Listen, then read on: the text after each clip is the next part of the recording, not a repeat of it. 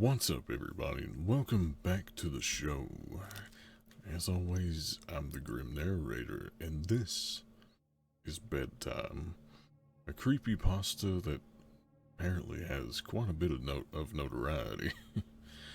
As usual with things that we do here, I've never read this before. So, first run, genuine reactions, all that shit. So without further ado, Part 1. The beginning. Bedtime is supposed to be a happy event for a tired child. For me, it was terrifying. While some children might complain about being put to bed before they've finished watching a film or playing their favorite video game, when I was a child, nighttime was something to truly fear. Somewhere in the back of my mind, it still is.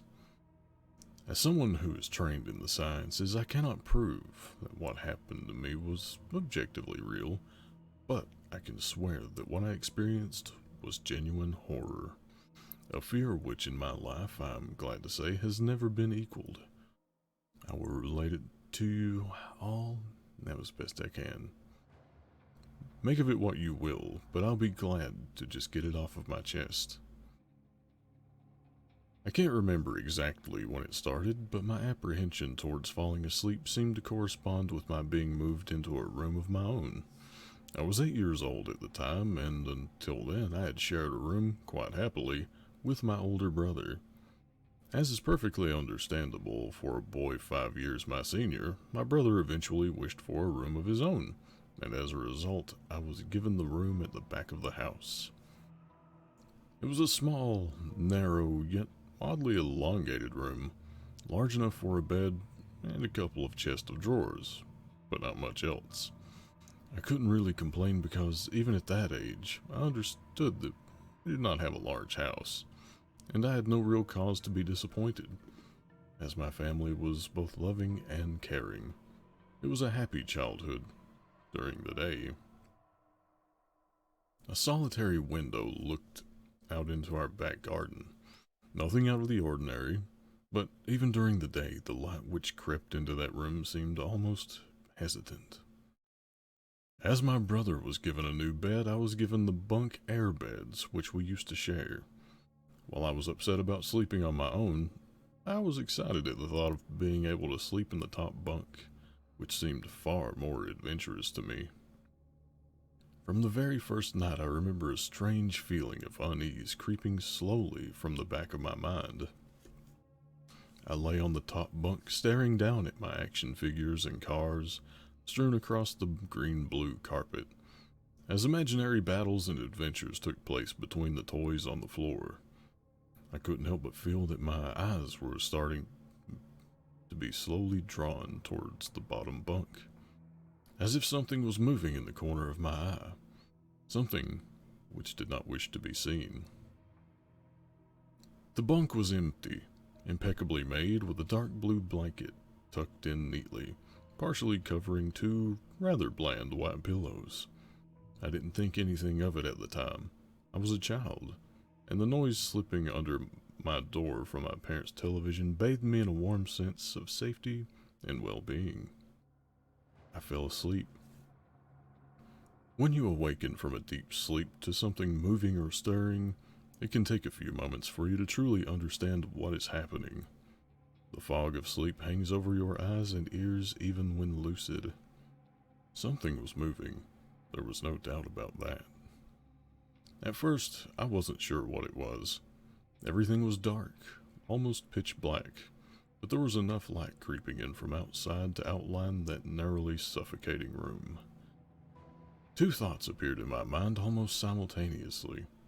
The first was that my parents were in bed because the rest of the house lay both in darkness and silence.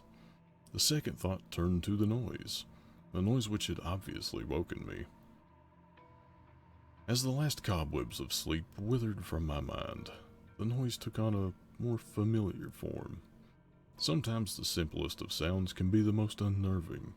A cold wind whistling through a tree outside, a neighbor's footsteps uncomfortably close, or, in this case, the simple sound of bed sheets rustling in the dark. That was it. Bed sheets rustling in the dark, as if some disturbed sleeper was attempting to get all too comfortable in the bottom bunk. I lay there in disbelief, thinking that the noise was either my imagination or perhaps just my pet cat finding somewhere comfortable to spend the night. It was then that I noticed my door, shut as it has been as I'd fallen asleep. Perhaps my mom had checked in on me and the cat had snuck into my room then. Yes, that must have been it. I turned to face the wall, closing my eyes in the vain hope that I could fall back to sleep. As I moved, the rustling noise from underneath me ceased. I thought that I must have disturbed my cat, but quickly I realized that the visitor in the bottom bunk was much less mundane than my pet trying to sleep, and much more sinister. As if alerted to and disgruntled by my presence, the disturbed sleeper began to toss and turn violently, like a child having a tantrum in their bed. I could hear the sheets twist and turn with increasing ferocity. Fear then gripped me, not like the subtle sense of unease I had experienced earlier, but now potent and terrifying. My heart raced as my eyes panicked, scanning the almost impenetrable darkness. I let out a cry. As most young boys do, I instinctively shouted on my mother. I could hear something stir on the other side of the house, but as I began to breathe a sigh of relief that my parents were coming to save me, the bunk bed started to shake violently, as if gripped by an earthquake, scraping against the wall. I could hear the sheets below me thrashing around as if tormented by malice. I did not want to jump to safety, as I feared the thing in the bottom bunk would reach out and grab me, pulling me into the darkness, so I stayed there, white knuckles clenching my own blanket like a shroud of protection. The wait seemed like an eternity. The door finally, and thankfully, burst open. I lay bathed in light while the bottom bunk, the resting place of my unwanted visitor, lay empty and peaceful. I cried and my mother consoled me. Tears of fear, followed by relief, streamed down my face. Yet, through all the horror and relief, I did not tell her why I was so upset. I cannot explain it, but it was as though whatever had been in that bunk would return if I even so much as spoke of it, or uttered a single syllable of its existence. Whether that was the truth, I do not know, but as a child I felt as if that unseen menace remained close, listening. My mother lay in the empty bunk, promising to stay there until morning. Eventually, my anxiety diminished. Tiredness pushed me back towards sleep, but I remained restless, waking several times momentarily to the sound of rustling bed sheets. I remember the next day wanting to go somewhere, be anywhere, but in that narrow, suffocating room. It was a Saturday and I played outside, quite happily with my friends. Although our house was not large, we were lucky to have a long sloping garden in the back.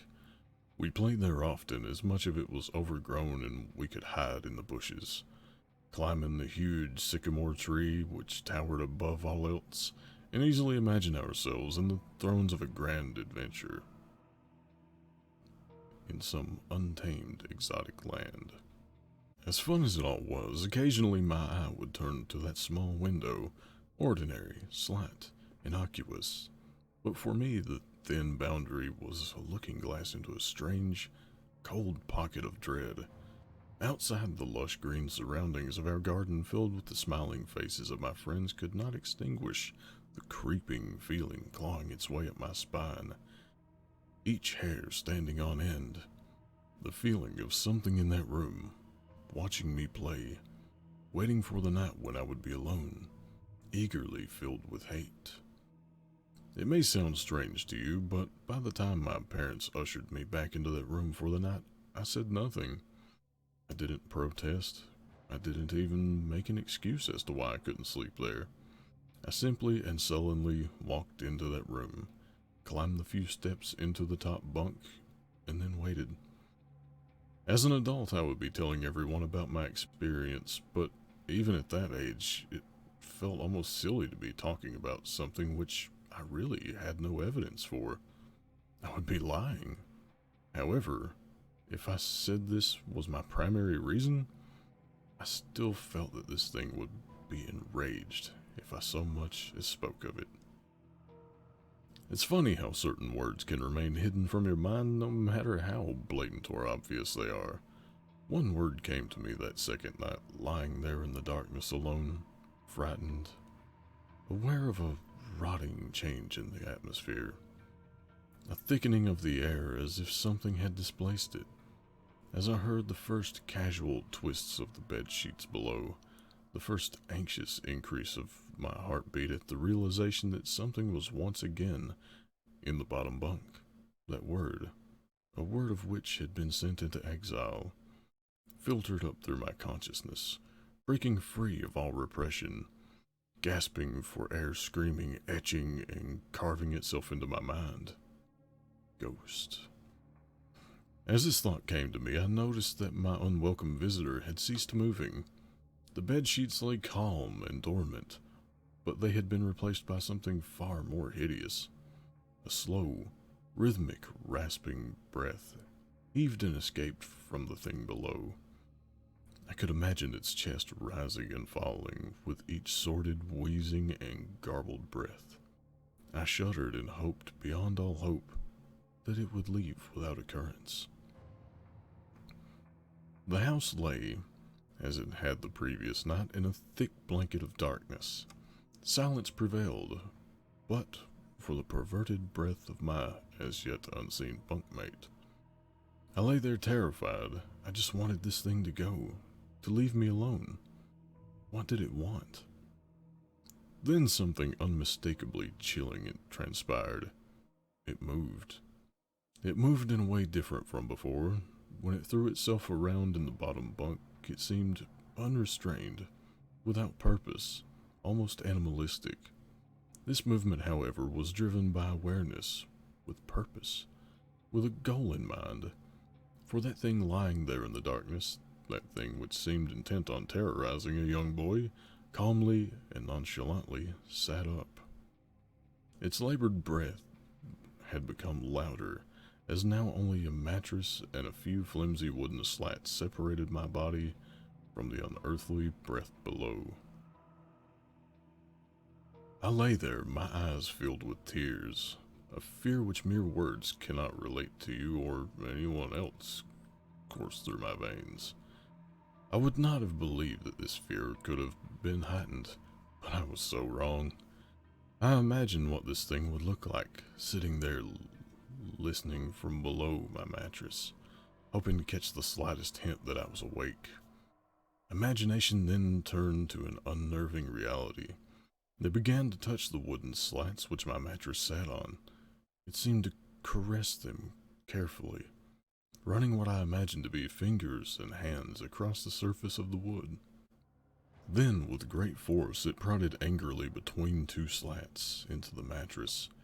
Even through the padding, it felt as though someone had viciously struck their fingers into my side. I let out an almighty cry, and the wheezing, shaking, and moving thing in the bunk below replied in kind by violently vibrating the bunk, as it had done the night before. Small flakes of paint powdered onto my blanket from the wall as the frame of the bed scraped along it, backwards and forwards.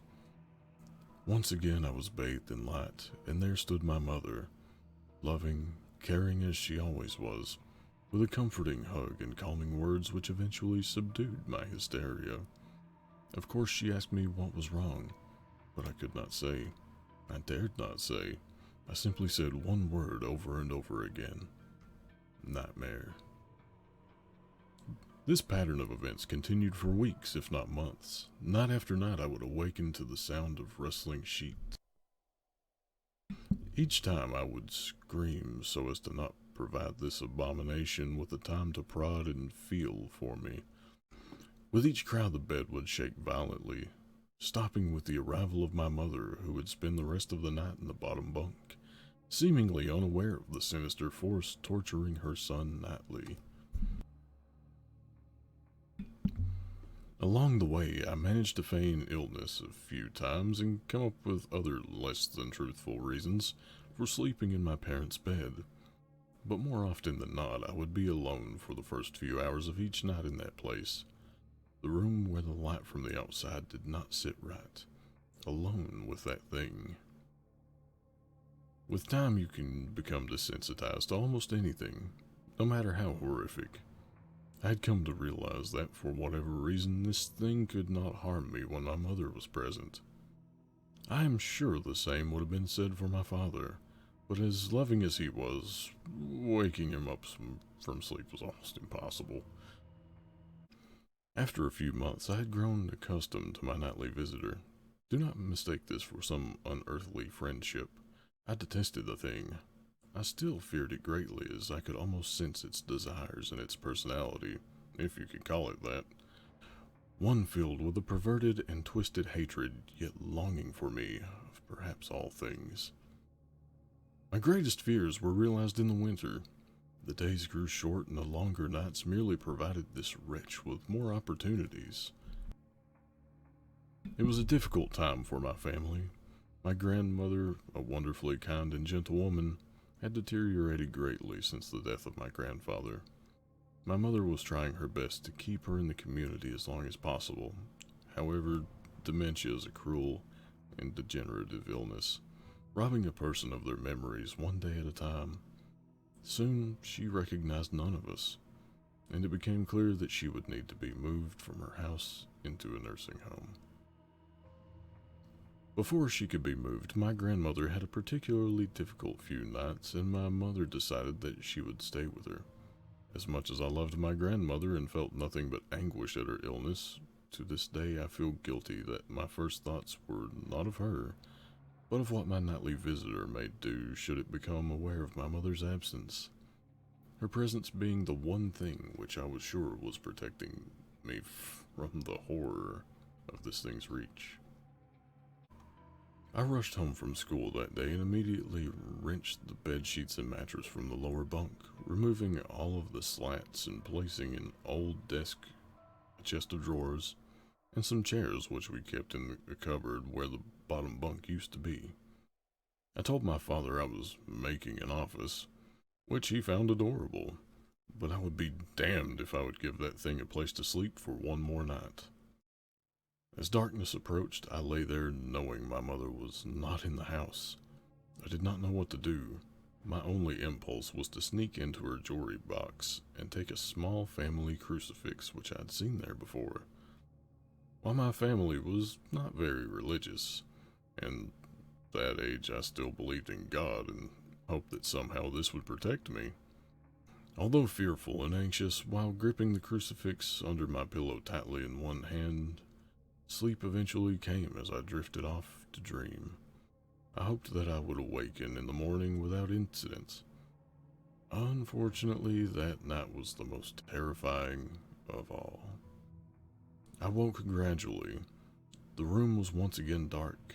As my eyes adjusted, I could gradually make out the window and the door, and the walls, some of the toys on the shelf, and even to this day, I shudder to think of it.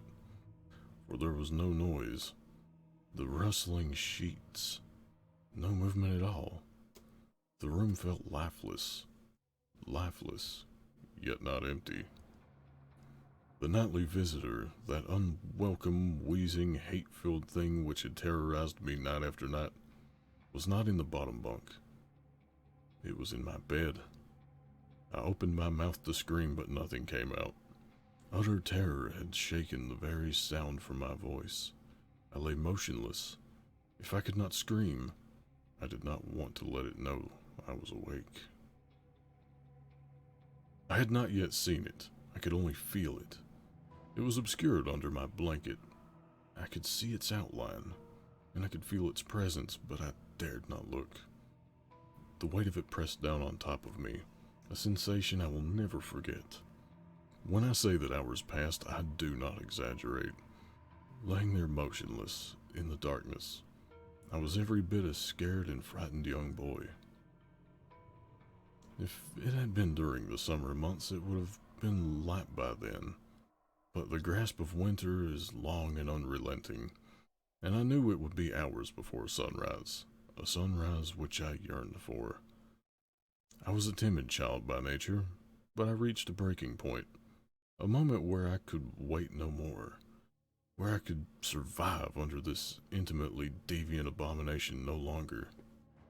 Fear can sometimes wear you out, make you threadbare, a shell of nerves leaving only the slightest trace of you behind. I had to get out of that bed. Then I remembered the crucifix. My hand still lay underneath the pillow, but it was empty. I slowly moved my wrist around to find it, minimizing as best I could the sound and vibrations caused, but it could not be found. I had either knocked it off the top bunk, or it had, I could not even bear to think of it, been taken from my hand. Without the crucifix, I lost any sense of hope. Even at such a young age, you can be acutely aware of what death is, and intensely frightened of it. I knew I was going to die in that bed if I lay there, dormant, passive, doing nothing. I had to leave that room behind, but how? Should I leap from the bed and hope that I make it to the floor? What if it's faster than me? Or should I slowly slip out of the top bunk, hoping not to disturb my uncanny bedfellow? Realizing that it had not been stirred when I moved, trying to find the crucifix, I began to have the strangest of thoughts. What if it was asleep? It hadn't so much as breathed since I had woken up. Perhaps it was resting, believing that it had finally gotten me, that I was finally in its grasp. Or perhaps it was toying with me. After all, it had been doing just that for countless nights. And now with me under it, pinned against my mattress with no mother to protect me, maybe it was holding off, savoring its victory until the last possible moment, like a wild animal savoring its prey. I tried to breathe as shallowly as possible, and mustering every ounce of courage I could, I reached over with my right hand and began to peel the blanket off of me. What I found under those covers almost stopped my heart. I did not see it, but as my hand moved the blanket, it brushed up against something smooth and cold, something which felt unmistakably like a gaunt hand. I held my breath in terror as I was sure it must have known that I was awake. Nothing. It did not stir. It felt dead. After a few moments, I placed my hand carefully further down the blanket and felt a thin, poorly formed forearm. My confidence and almost twisted sense of curiosity grew as I moved down further to a disproportionately larger bicep muscle. The arm was outstretched, lying across my chest, with a hand resting on my left shoulder as if it had grabbed me in my sleep. I realized that I would have to move this cadaverous appendage if I even so much as hoped to escape its grasp. For some reason, this feeling of torn, ragged clothing on the shoulder of this nighttime invader stopped me in my tracks. Fear which once swelled in my stomach and in my chest as I recoiled my hand in disgust at the touch of straggled, oily hair. I could not bring myself to touch its face, although I wonder to this very day what it would have felt like. Dear God, it moved. It moved. It was subtle, but its grip on my shoulder and across my body strengthened. No tears came, but God, how I wanted to cry. As its hand and arm slowly coiled around me, my leg brushed along the cool wall which the bed lay against. Of all that happened to me in that room, this was the strangest. I realized that this clutching, rancid thing which drew great delight from violating a young boy's bed was not entirely on top of me. It was sticking out from the wall, like a spider striking from its lair. Suddenly, its grip moved from a slow tightening to a sudden squeeze, and it pulled and clawed at my clothes as if frightened that the opportunity would soon pass. I fought against it, but its emaciated arm was too strong for me. Its head rose up writhing and contouring under the blanket. I now realized where it was taking me. Into the wall. I fought for my dear life. I cried and suddenly my voice returned to me, yelling, screaming, but no one came. Then I realized why it was so eager to suddenly strike, why this thing had to have me now. Through my window, that window which seemed to represent so much malice from outside, streaked hope. The first rays of sunshine. I struggled further, knowing that if I could just hold on, it would soon be gone. As I fought for my life, the unearthly parasite shifted, slowly pulling itself up my chest. Its head now poking out from under the blanket, wheezing, coughing, rasping. I do not remember its features. I simply remember its breath against my face, foul and as cold as ice. As the sun broke over the horizon, that dark place, that suffocating room of contempt was washed, bathed in sunlight. I passed out as its scrawny fingers encircled my neck, squeezing the very life from me. I awoke to my father offering me some breakfast. A wonderful sight indeed. I had survived the most horrible experience of my life until then and now. I moved the bed away from the wall, leaving behind the furniture I had believed would stop the thing from taking a bed. Little did I think that it would try to take mine and me. Weeks passed without incident, yet on one cold, frost-bitten night, I awoke to the sound of the furniture where the bunk beds used to be, vibrating violently. In a moment it passed. I lay there sure I could hear a distant wheezing coming from deep within the wall, finally fading into the distance. I've never told anyone this story before. To this day I still break out in a cold sweat at the sound of bed sheets rustling in the night, or the wheeze brought on by the common cold, and I certainly never sleep with my bed against the wall. Call it superstition if you will, but as I said, I cannot discount conventional explanations such as sleep paralysis, hallucination, or that of an overactive imagination. But what I can say is this. The following year, I was given a larger room on the other side of the house, and my parents took that strangely suffocating, elongated place as their bedroom. They said they didn't need a large room, just one big enough for a bed and a few things. That lasted 10 days. We moved on the 11th. Part 2. After writing my account of a horrific experience I had as an 8-year-old child, many have encouraged me to speak about the aftermath. I've been hesitant to do so as I've felt unsettled since I broke my silence. Sleep has not yet come easy to me these last few nights. My skepticism, however, remains resilient, and as such, I will tell of what I experienced in the other room. This won't be long, as what occurred only took place over a few days, but was more than enough for me. If you recall, after that unwelcome nightly visitor left me, I was moved into the other bedroom a year later. This room was much larger than the previous one and had a warm and welcoming atmosphere to it. Some places feel bad. The room before felt foul, but this one did not. Thankfully, I was given a normal bed. The previous one was taken apart and thrown out. A welcome sight, I might add. I loved my new room. I enjoyed the space for all my toys.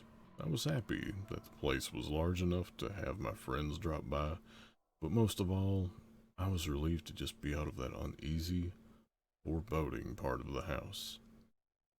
On the first night, I slept more soundly than I had done in a long time. Of course, I still moved my bed several feet from the wall. I told my mother that I and my friends liked to use the gap between the bed and wall as a hiding place when we were playing. I awoke the next day feeling refreshed and relaxed. As I lay there watching some of my favorite cartoons on a small portable television, I noticed something odd. An old dark brown armchair, which had always been there, sat at the foot of my bed, large and looming. It was frayed and worn, having been given to us as part of the suite by my cousin. But it had been used many times even by then. The chair itself was not unusual, but what unsettled me was that I could have sworn that before I had went to sleep, the chair had been facing away from the bed. Now in the cold light of day, the chair was facing me. I assumed one of my parents had moved it while I slept, probably looking for something which had been left there before we switched rooms. The second night was not restful. It was around 11 p.m. and I could hear my parents' television from the other side of the house. The room was largely in darkness. The only illumination was an orange hue drifting through my window from the streetlights outside. I lay there content until I heard something quiet, yet unmistakable. At first I thought it was the sound of my own breath exhaling and inhaling as I rested, but when I stopped for a moment, the quiet, almost inaudible sound of someone else in the room breathing in and out did not cease. It continued, rhythmically and without pause. I lay there in darkness, but while I was still recovering from the terror instilled in me from my experiences in my previous bedroom, I was not entirely afraid. The breathing was so distant and unlike the wheezing I had heard during my encounter with that being in the wall that I remained calm, and even at that early age, I believed that it was so subtle that it was probably my imagination playing tricks on me. Still, I took no chances. I stepped out of bed, walked across the room, and turned the light on.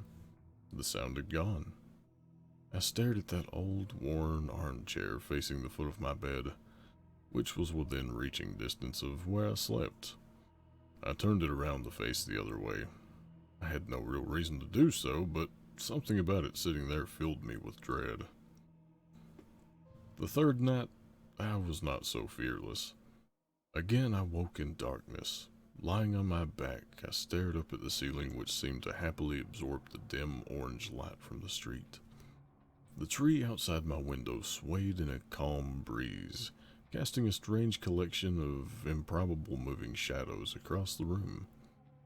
I could hear nothing but the long, distant hum of the city's night traffic. Just as I began to drift back into sleep, I heard it. A creak from the bottom of the bed as if something had moved, or shifted, and swayed on the floor. I raised my head, peering through the darkness, but saw nothing strange. Everything sat as it had done throughout the day. Nothing was out of place. I cast my gaze across the room. Some comics on the floor, a few boxes which had still to be unpacked. The armchair unmoved, still facing away from the bottom of my bed. There was nothing sinister here.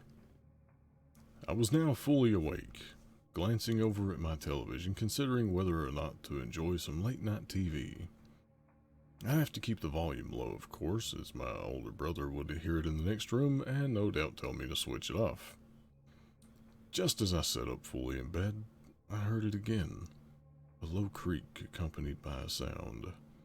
The sound of the slightest of movements. I looked again at the room. The dim orange shadows cast by the leaves hanging by my window now took on a more menacing form. I still saw no reason to be afraid. I stared at the chair at the end of my bed and saw nothing unusual about it. It's quite common for the mind to take a moment to fully come to terms with what it's seeing. It takes time to put the full horror of what's in front of you together into a moment of cold, bitter realization. Yes, I was staring at that old worn armchair in the dark. But what I was also staring at was the person sitting in it. In the dim light, I could only see the outline of the back of its head, the rest obscured by the spine of the chair. I sat motionless, staring, praying, hoping that my eyes were being misled by their surroundings. The slow creak of movement as it shifted in its battered throne chilled me to my very core. This was no mere trick of the dark. Then it shifted onto its right side. I knew what it was doing. It was turning to look at me. It was difficult to make out, for even in that room it seemed darker than everything around it.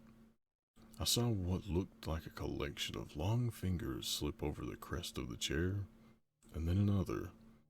The room was silent but for the sound of this thing shuffling in its seat and the crash of my racing heart.